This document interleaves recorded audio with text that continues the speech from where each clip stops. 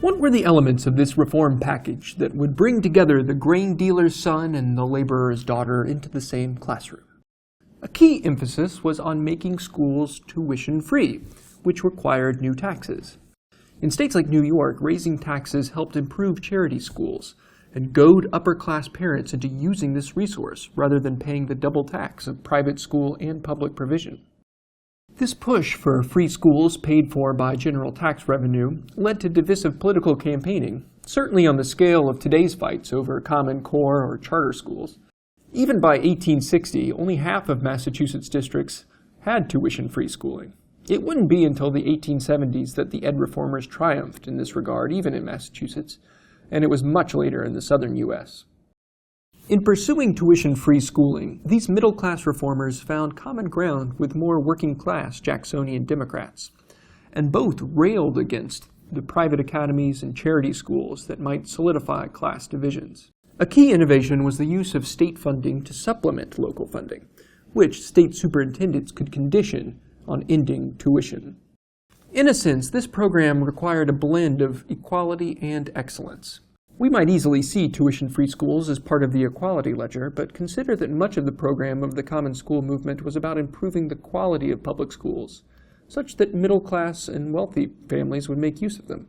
In other words, excellence was also a core value of the Common School movement, in particular improving the conditions and teaching in rural schools and improving graded, differentiated instruction in urban schools. So the Common School reforms were about achieving both equality and excellence, depending on the setting. Take their dogged efforts to make schools general and uniform, language that you'll find in state constitutions across the United States. This was a way to equalize opportunity in rural areas, but it required raising the standards for textbooks and teaching so that urban centers weren't completely outpacing the rural ones. This became a well-worn pattern for the next century.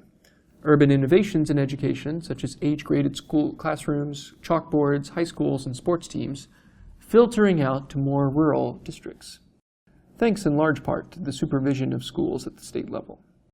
A mark of the Common School movement was the creation of state boards of education with state superintendents. But we should not confuse these positions of the 19th century with those of the 21st. In the days of Horace Mann, State Superintendent of Massachusetts from the office's inception in 1837 through 1848, these state superintendents did not have nearly as much power, and they lacked the army of staff that now exists in most education offices.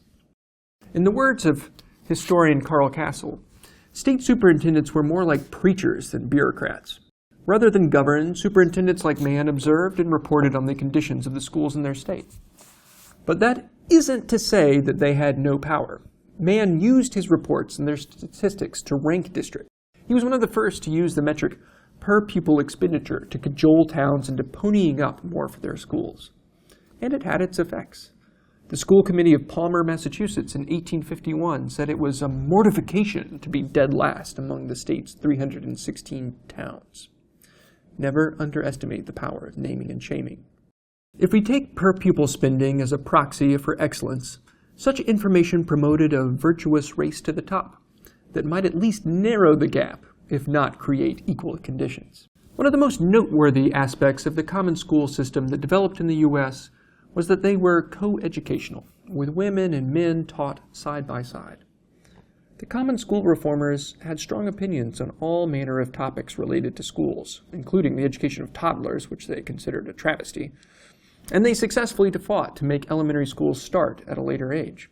But interestingly, they spilled very little ink over the education of women. If we go back to Charlestown, it was a rare place where sex segregation had been hotly debated, and the controversy helps illuminate just how radical the Common School movement was in many ways. The town in 1848 had reorganized its school system to abolish sex segregation, raising the ire of 176 parents who sent their children to an all-girls school. These parents, above all, were afraid of what would happen if their daughters, at a dangerous age, mingled with low-life boys, subject to the rude assaults by writing allusions and intercourse which no vigilance can fully prevent, afraid of a mistake at this period that often becomes a source of lasting misery. They didn't want their daughters knocked up by any old boy. Teachers, administrators, and other parents argued that, in fact, putting boys and girls together in school would improve the behavior of boys and make girls more serious and critical students. As one committee member noted, the objection to coeducation was an attack upon the root of the common school system. The law has provided that these schools shall be public and common. The rich and the poor, the high and the low, the polite and the vulgar, all have an equal right in them. Charlestown School Board decided to keep coeducation.